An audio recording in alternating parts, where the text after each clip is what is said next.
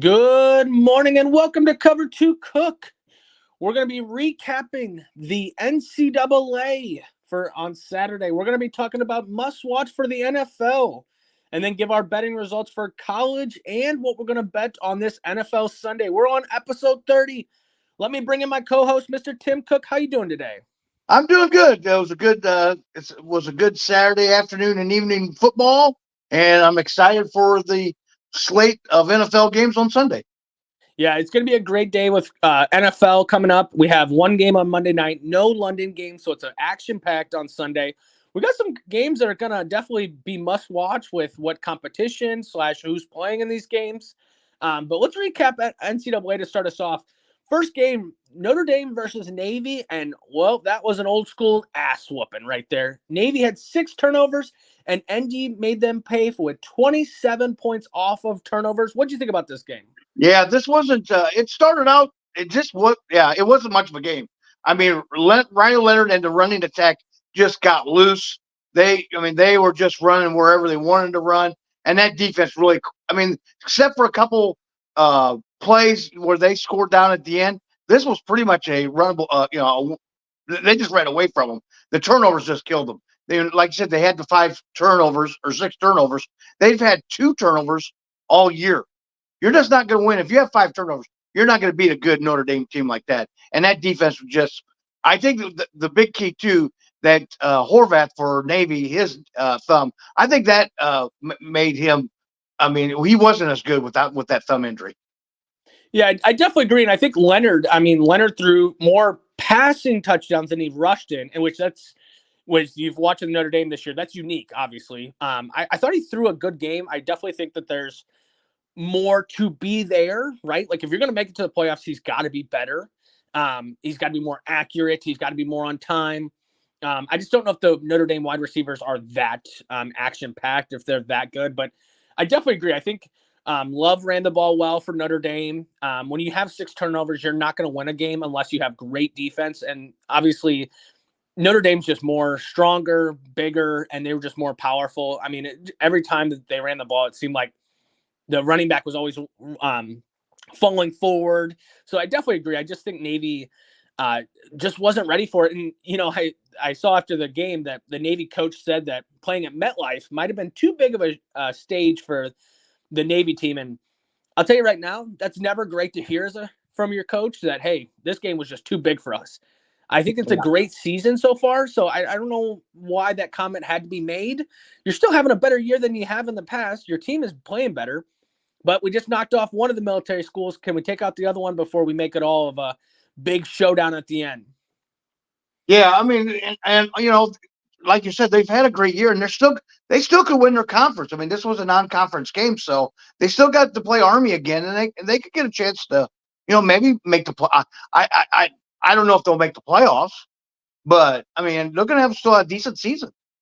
I totally agree, and I even now it's like Army's the only one I think can make the playoffs. They would have to run the tape, and the way Notre Dame played yesterday, I mean, because you're going to think the Army game is a neutral site as well too. If Notre Dame could play the way they did against Navy against Army, they'll beat them. Yeah, they'll beat them. I mean, I just think the way Notre Dame played yesterday, the defense did really well. There was a couple big plays that happened, but otherwise, outside of that, which you're going to have that because all that is just not being disciplined on the run and things like that. You're going to have a couple plays. Just keep them to a minimum, and they did. So if they can do that against Army, I really think that they look good. I mean, all these teams are beating up on each other, and Notre Dame putting up 51 points. That's huge. That's the eye test because Notre Dame's not, I don't think they're going to have the schedule to get them into the playoffs. So when they were going on the fake punts and the fake field goals against Georgia Tech was because they need to score points to show that they're better. Well, when you put up 51 points on a ranked team, no matter if they're ranked 24 or not, it's still one of these things where it's like, okay, hey, that helps the eye test for sure. Yeah, almost definitely. Well, that moves us to our second game, Missouri versus Alabama. Missouri didn't have a healthy Brady Cook, but I really just don't think that would have mattered. I mean, that defense gave up way too many points, and then the Pine came in for Missouri, throws 3 interceptions, and then the Miller for Alabama runs in for 2 touchdowns. This game was close in the first half, obviously 6-0 at halftime, but the second half with the turnovers, Alabama just put it on them. And I will say Milroe didn't have a huge game, but he just didn't need to have one for them to win. He just didn't need to make mistakes, and he didn't do that. So what do you think about that game? Yeah, this was a tight game in the first half. I mean, it was only 6-0. I'm thinking, oh, here we go. You know, they're not the Alabama we all know and love. So, and they can't afford another loss to be in the playoffs. And it doesn't seem like in the second half that Drew Pine he had on the 4 possessions they had, he threw 3 interceptions. You can't do that against a good Alabama team. I don't care if it's a down year or whatever, but even the commentator said that it was hard to say Alabama ranked 15th, and the last time they were 15th was like 2022, 2002, 2003 was the last time they were ranked 15 or below. So that just tells you what kind of dominance they've been in the last 20 years. But like I said, this game was, I mean, when you had the 3 interceptions, they just couldn't get anything going. The running attack, Missouri and Alabama just did enough. What was in front of them, and they just played enough to beat them. And I think that defense is almost back. It's pretty close, but I think it's they're going to be tough going down the end. Yeah, it's hard to judge this Alabama's defense just because I don't think Missouri, and we've said this all year, right? From week 1, we were like, I just don't know if this Missouri team, I'm not sold on them. Yeah. And I don't think, yes, Brady Cook in there would have been definitely a game changer, but 35-point difference, I don't think so. I mean, It's just, and yes, did Pine throw interceptions that led to touchdowns for Alabama? I agree, but Brady Cook was going to throw interceptions too. I mean, Brady Cook, this defense, they were playing the DBs perfectly. When Brady Cook was in there, they had a first down, and they ran the ball in the first down. Second down, they threw a 40-yard bomb that didn't get caught. And then third down, they threw another 30-yard bomb. And it was like, okay, like it's one-on-one coverage, but your wide receivers are not better than their DBs. Whether it's a bad Alabama team or a good Alabama team, they're just not better. Missouri just doesn't have that team. I did see a reel on Instagram or Facebook or whatever of Indiana fans, 2 Indiana guys being like, Indiana's ranked better than Alabama. And it was like, that's just what today is. I will say that this will help them lead there, but they're going to have to win out. I mean, they're literally going to have to win out because any game now with the loss is just going to hurt. I mean, if Vanderbilt would have upsetted Texas, it might have given Alabama a little bit more respect because, well, look what Vanderbilt did. They beat us, but they beat another good team too. With Vanderbilt losing, that loss still looks like it's a bad loss. Yeah, and Alabama still got to play LSU in a couple of weeks, so which we seen last night. LSU isn't what we thought they were as well. So I don't know. Well, that Alabama LSU game might not be quite. Alabama might be able to sneak in there and get a win. Well, and that's the thing, right? Like LSU now with their loss, I mean, because they got 2 losses now. Right. They lost to USC, right? Or did they? Yeah, because USC came back and won that one. Yeah. So with LSU with 2 losses now, it's definitely going to, it's a must win for both teams. So it'll be great. Right. Well, that actually takes us into our third game, which is LSU versus Texas A&M. And I mean, the Aggies just picked off Garrett Nussmeier after halftime to give them Aggies a big second half. What did you think about this game? I thought it was a pretty good game. When you could tell that Connor Wegman was struggling for Texas A&M, and now that he had to make a quarterback change, so to get something moving. We talked off air. Why would you do that? He was doing so well, so he went back to Connor Wegman when you had the other quarterback that was playing so well. So he brings in the backup, and he turned it around in the second half. And I thought that was like awesome. I'm like, it made it help. And then you got the 107,000 screaming, people at Kyle Field, and that I think the momentum totally changed when he brought that other quarterback in. Well, you saw it. I mean, literally when he came onto the field, the crowd went crazy. They were like, It's time. And I mean, we talked about this on past podcasts that like, I think it was back when Texas A&M played Mizzou at Texas A&M. And I was like, why go back to Connor? And Connor had an okay game, right? Like, and they won against Mizzou. But it was like Reed brings more to the game. He's got his feet. And the first play, literally the first play he gets, is already in the red zone due to an interception. And he takes off and runs and scores a touchdown. It was like, yep, this game's over. And literally, me and my wife were watching it, and I literally just looked at her and I was like, yeah, LSU's going to lose. Because they didn't prepare for this. They didn't prepare for Reed and his legs. And that it changed everything. And the second half, the crowd got more involved. I just feel like the D line got after him after Garrett Nussmeier, and so he started throwing the ball a little bit more recklessly, and the momentum slowed down. I mean, they had that big run in the first half, LSU did, but then the running attack was gone in the second half. And when you're still winning, I mean, they were still winning. They were up 10, I think, in the third quarter, and they couldn't run the ball. And then now Garrett's getting sacked or he's getting pressured and he's throwing the ball away. Well, then that just stalls everything. And then your defense has to step up. Well, Texas A&M wasn't prepared for this read. He comes out and just the feet. I just it's a whole different ball game when you got a pocket quarterback and you got a mobile quarterback. And when Reed came in, it was like LSU's not ready for this. They're not ready to keep containment and things like that. So it was. I mean, I do put this a little bit on Brian Kelly. I know I saw after the game that Brian Kelly was like, our margin of victory, it just went down. And he was like, because we can't make mistakes, and we made way too many mistakes. And it was like, yeah, the interceptions led that crowd to get back into the game, and you were gone. You couldn't even hear anything. Yeah. Yeah. I mean, and it seems like they had a really good game against, I don't remember who they played last time. And then he always gets like a clunker in there. And, like I said, when they brought that other quarterback in, the momentum totally changed. Yeah. Ole Miss, I think they may have played last week or something, and they beat them, and then I can't remember. But anyway.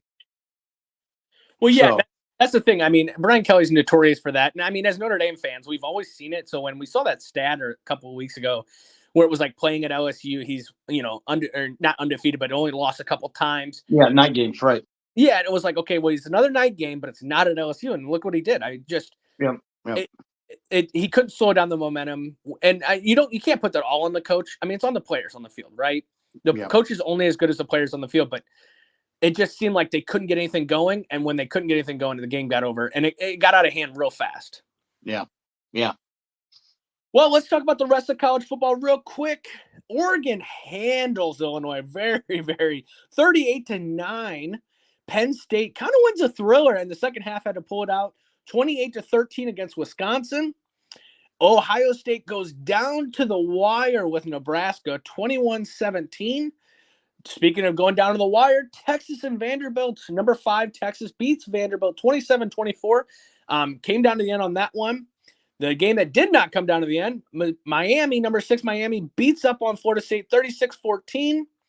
BYU, the dog in this game. Oh, yeah, they're not dogs. They are a bunch of dogs, I guess, but just not a dog. 37-24 against UCF. Indiana beats up on Washington 31-17 with a backup quarterback. Kansas State pulls it out at the end 29-27 against a 2-6 Kansas team. Ole Miss wins 26-14 against Oklahoma, and SMU pulls it out in overtime 28-27 against Duke. How'd you do this weekend on bets? I did well. I was 3-0. I had the Tulane over North Texas. They won by 8. It was 7.5. I took Alabama getting the 12.5, or given 12.5. They won by 34. And last night, late night, Hawaii pulls out against Nevada 34-17. So I was given 2.5. 3-0. Woo! Attaboy. I ended up 2-1.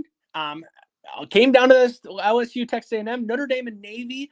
I took the over on the 50.5. Well, Notre Dame scored 51 by themselves, so that got me a win there.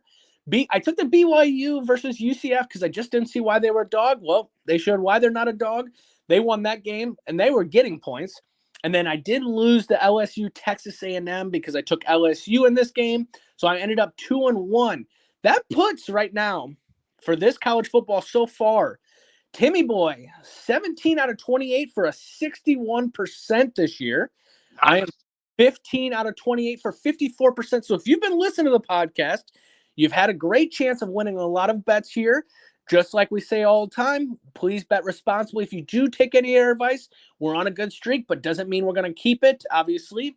But 5-1 through college football. Pretty solid little Saturday on some gambling. But let's move to the NFL. Must-watch games. We got an action-packed Sunday here. Starting us off, Falcons versus Buccaneers. First place on the line for these two teams. What do you think about this game?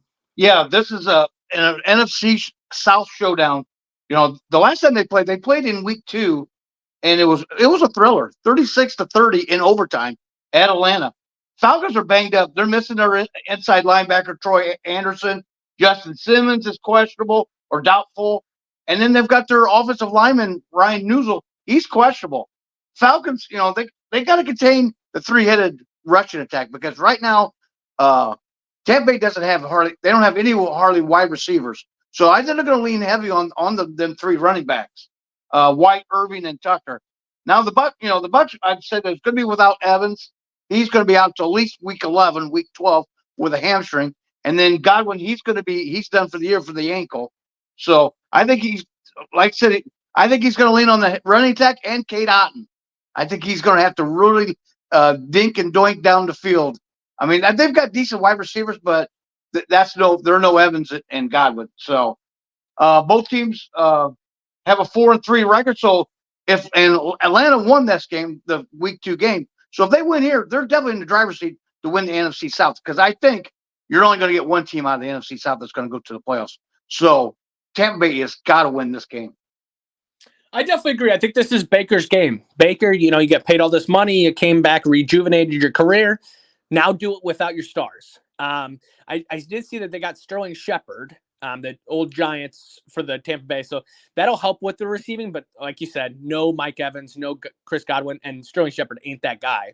But I think when you look at the Buccaneers, like your defense is going to have to step up. I mean, I know you got some injuries there as well, but they have to step up. They have to shut down this offense of the Falcons. But if I'm the Falcons, Bijan Robinson has to be more a part of that offense. When Bijan Robinson's doing well, the team is doing well. It just opens up so much more. The running attack, yes, but even catching out of the backfield. Yeah. Now you're taking a linebacker away from your coverage because you got to cover him. So Bijan Robinson has to be a part of the running game and the passing game. But at the same time, too, like if you're the Falcons on that side, like you said, you got to stop the trio. You got to stop the running attack. And that running attack is not just a good running attack. They catch out of the backfield very well, too. The screen and the wheel routes and things like that as well. So keeping an eye on them. I think the Buccaneers in this game, like you're going to have to play a great game. No mistakes, no margin of – and I just don't know if Baker's that guy. Baker's always the kind of guy that he can make a couple mistakes, but he'll make a couple great plays as well, right? So I don't know if you're going to have that today or you're going to be allowed to have that today. So, I mean, the Falcons, I think you're in the driver's seat right now, but win. You got to win this game. You got to finish it at the end. I think it's going to come down to the end just because it's an NFC South showdown, and NFC South can sometimes be a snooze fest. So I do think it's going to be one of those games at the end of the game we're going to find out. Yeah, I definitely agree. I think this could go down to the wire. And you got the kickers, McLaughlin and Koo. So they might be leaning heavy on, who's going to kick the best at the end of the game too. So. Well, and we did see Penix come in last week, and that was just because of a blowout. But I think even just throwing him out there kind of gave us a little bit of like, okay, like I don't see this a possibility where Cousins, if he even has a bad game, Penix is coming in. I don't see that yet. Cousins has had a decent season so far, but remember, you did draft him 8th overall. So, I mean, are you going to eventually start throwing him in there? That whole situation was a little like, but throwing him out there last week kind of just gave us like okay. So is he a possibility or no? So, because I saw a lot about that on ESPN, and it was like, I just don't see why you would bench Kirk Cousins. He is not the reason you're losing games. I can say that right now. No. Their offensive line is banged up. They're just getting pressure up the middle, And like you said too, I think Bijan they got to start using him a little bit more instead of throwing the ball down the field to Mooney and Drake London and Kyle Pitts. Maybe getting him involved as well and getting him throwing the ball to him as well. Out of the backfield. I think that's because he's a hell of a catcher. He can catch the ball out of the backfield pretty good. Well, I just think teams came into this year being like, we got to stop Bijan. We got to stop Bijan. And then it opened up the passing game. And then they forgot that, well, we still have to feed Bijan because that opens up the passing game. And I think that's the same situation you have going on the Jets with Breece Hall. It's like you got to get him more involved to open up your guys.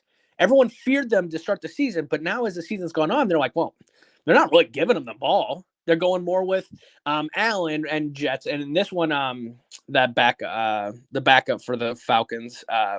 Algier. Yeah, Algier.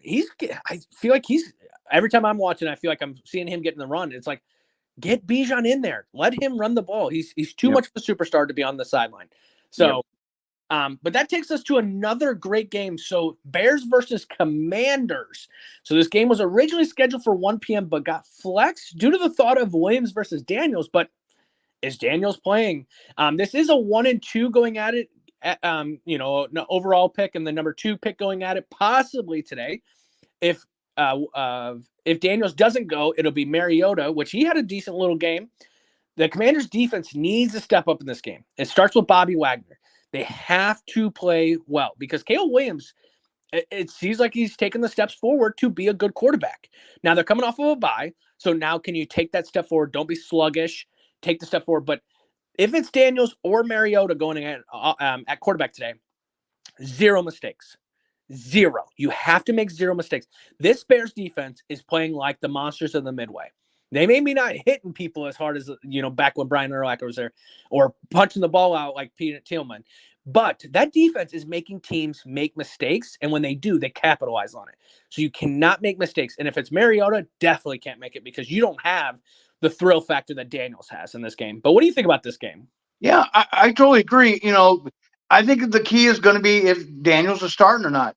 I mean, Mariota looked good last week, but it was against the Panthers. Everybody looks good against the Panthers. I mean, that's the whipping boy this year of NFL. I think another one key is going to be Montez Sweat for the Bears, the DN. He's coming back, first game back since getting traded last year.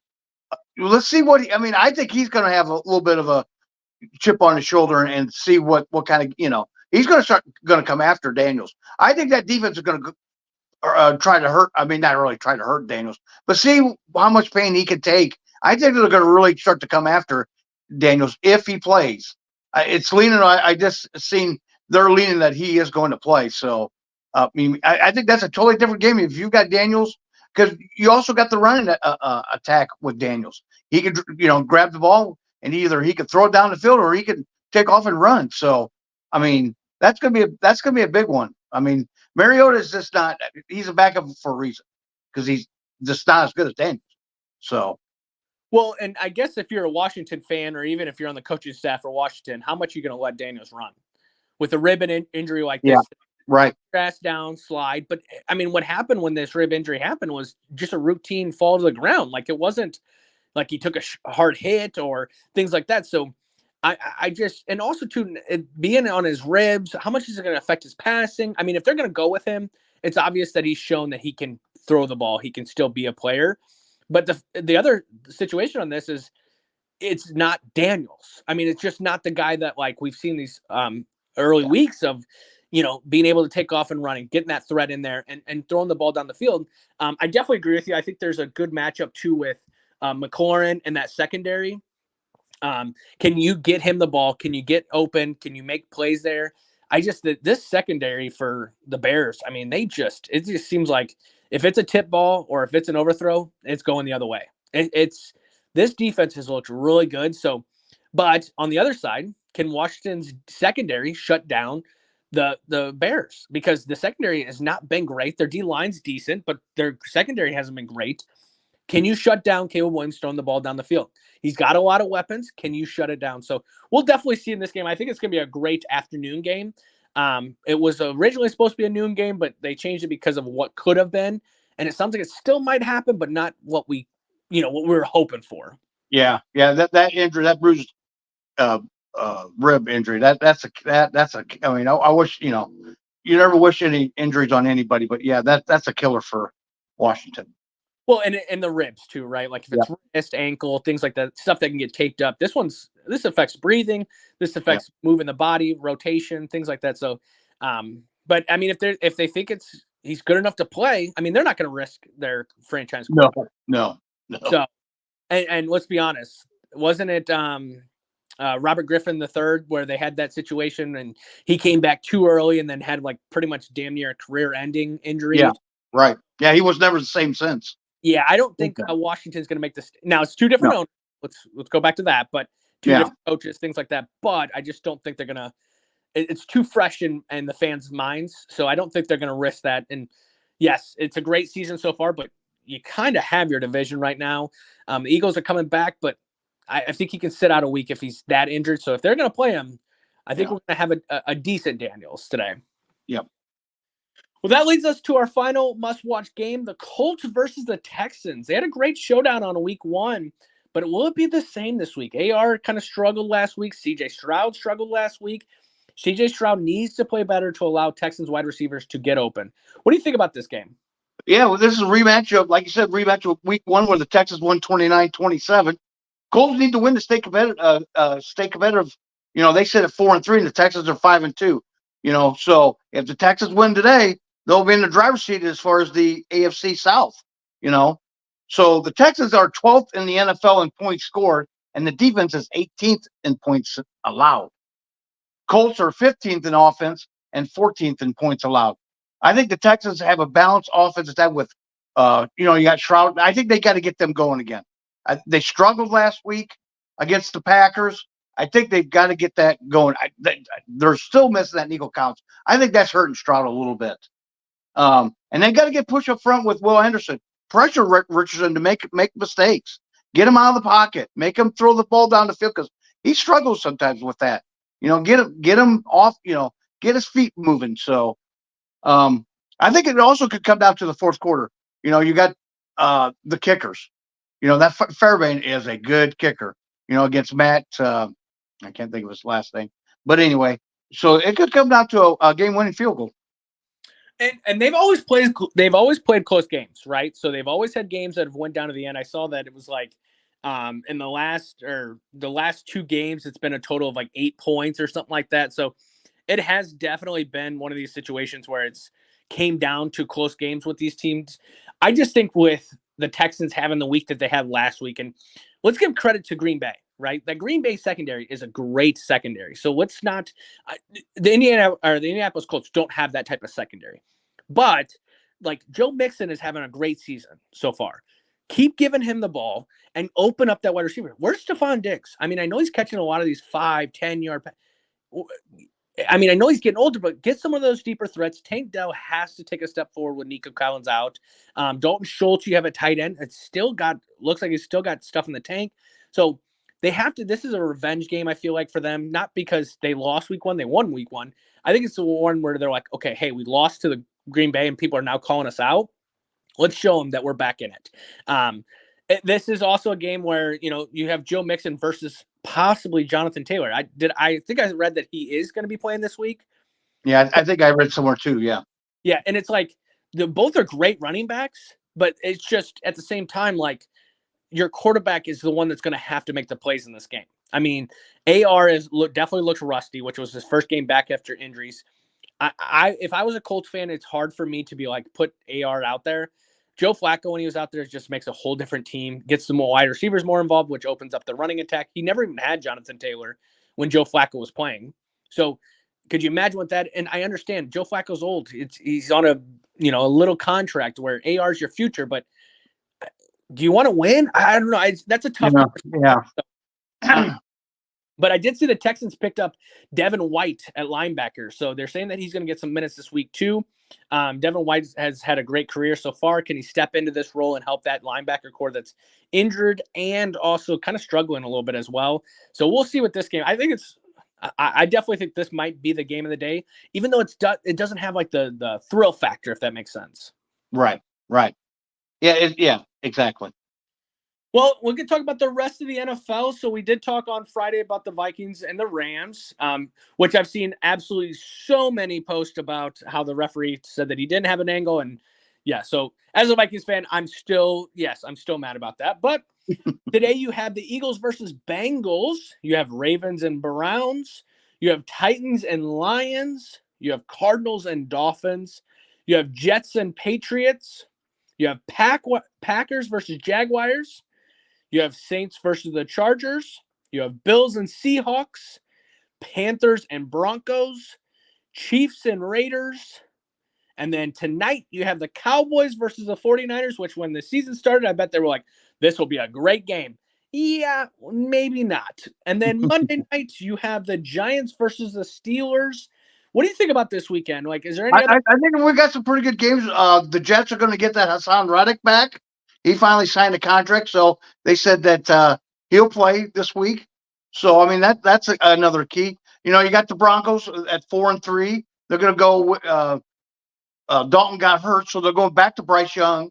So that Denver defense should just be salivating into going against him, make him, you know. So I think we got a pretty good set of games this week. I agree. I think with Eagles and Bengals as well. I mean, the Eagles got to keep taking steps forward, and the Bengals obviously have had a roller coaster of a season so far. So you have that one. You're going to see for the Browns, the backup, Jameis Winston in there, which you just know that guy, he can't see down the field, or now he has corrective eye surgery. So now he can, I guess, see. But like you're going against a great Ravens defense, plus at the same time, can your defense step up? So that'll be a great game as well. But outside of that, I mean, it's definitely a great day for Red Zone. A lot of noon games, your 3:00 games. You know, you have a five.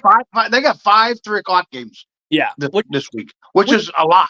And it's good too, because when they have the London games and they have the double Monday nights, you end up with like 3, and it doesn't. The Red Zone is fun, right? Like, so a lot of action packed with the Sunday, and then I think when you talk about tonight, the Cowboys versus 49ers, I mean, it's just the injury riddled 49ers. What team are you getting today with that, and what Brock Purdy can you even expect?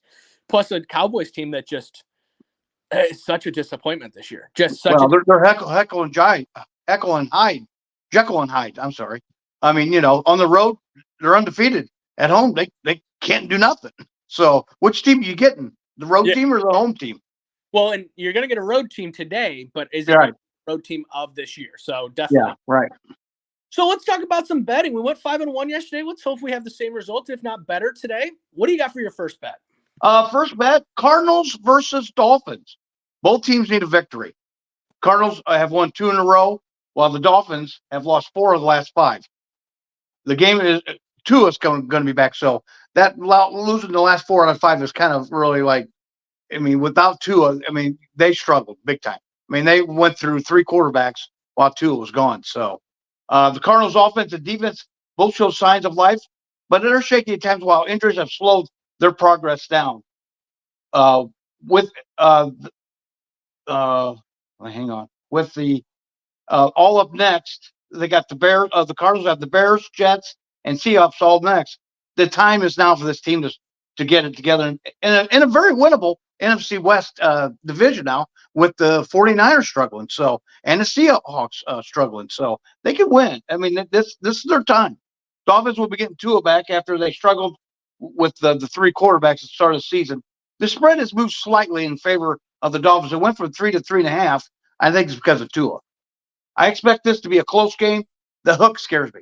That when it went from 3 to 3.5, I'm like, I don't know. But you know what? Give me the Dolphins, and I'll give you the 3.5 points. Dolphins given 3. I definitely think it's going to be a big, what are we going to expect out of Tua kind of situation. Obviously, all the noise has kind of slowed down about that, of all the doctors out there that have got their registered doctorate from Google / Facebook. So definitely slowed down a little bit. I'm glad we're going to get to see him out there. Just please be careful, obviously.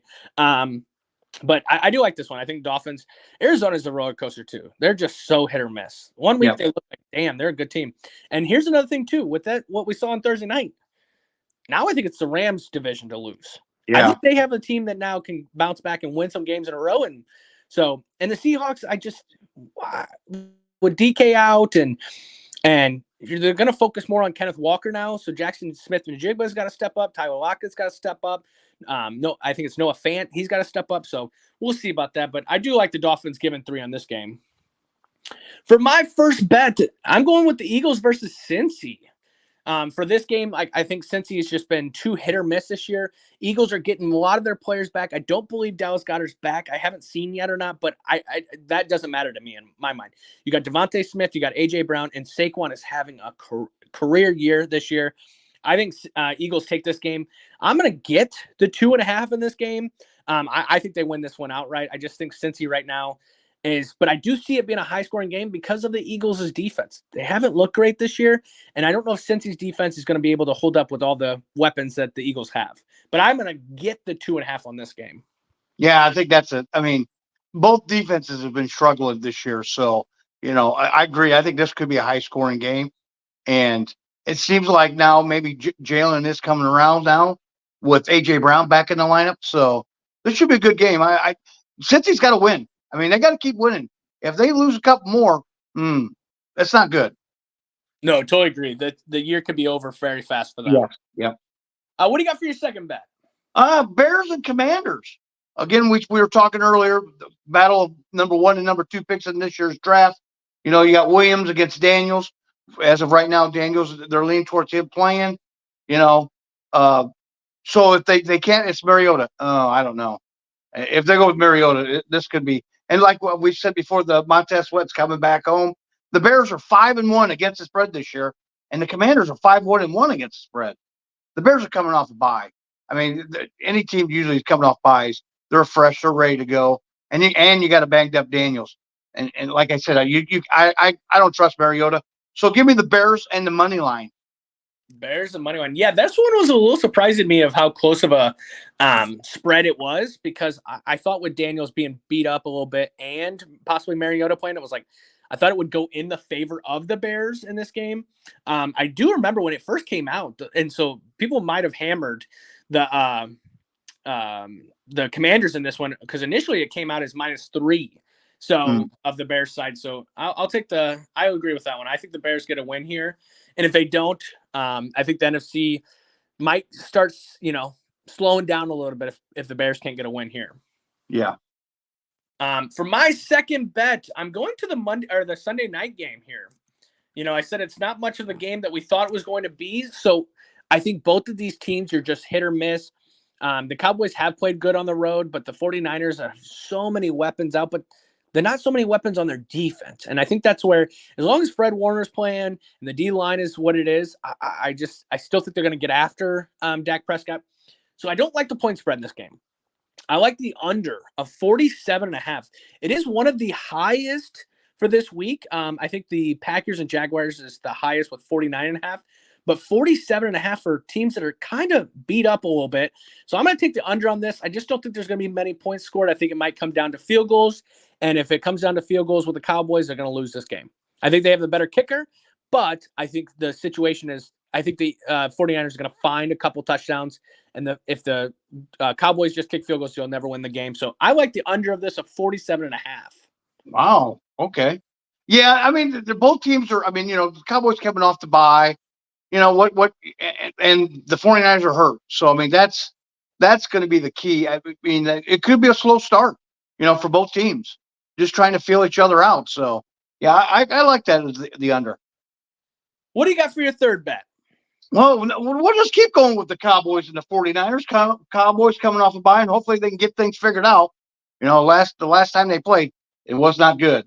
The Niners are coming off a bad loss to the Chiefs, 28-18, and now they have the Cowboys with no Ayuk now. You have no Ayuk, no McCaffrey, which ain't had most of the season.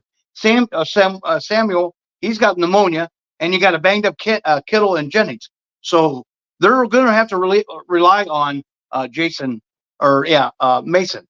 So for the Cowboys, their defense, Bland and Carson and Kendricks are questionable with Lawrence still out. Cowboys have to start using they got to start using, one thing is that Rico Dowdle, they've got to use him out of the backfield more than just running, because the 49ers are terrible defense on running backs that can catch the ball out of the backfield. So I think they need to do that. I think Purdy also will have to rely on Jordan Mason. Since they have nobody to throw the ball down the field, I think they're really going to have to rely on Jordan Mason. As the Cowboys have given up 100 and this was a crazy stat, 150 all-purpose yards per game this year. So I mean, that defense they need to get them guys back. So and Purdy's going to have to do some running as well. Both teams have a lot of injuries, and if Dallas can get back Bland and Parsons, they're a totally different team, I think, on defense. Dallas is 2-4 against the spread, while the 49ers are 3-4. You know what? I think Dallas gets off the snide after this bye week, and with a banged up 49ers, and it's a road game. So hey, they're 3-0 on the road. So give me the Dallas and the 4.5 points. Dallas and they were given, correct? Yes. Let me see. I just want to make sure. I'll double. I thought they were getting 4.5. Oh yeah, they're getting. Yeah, they're getting. They're getting 4.5. So give me Dallas and the 4.5. I think they come around this week. With coming off the bye, and it's a road game. If it was a home game, I might go the other way.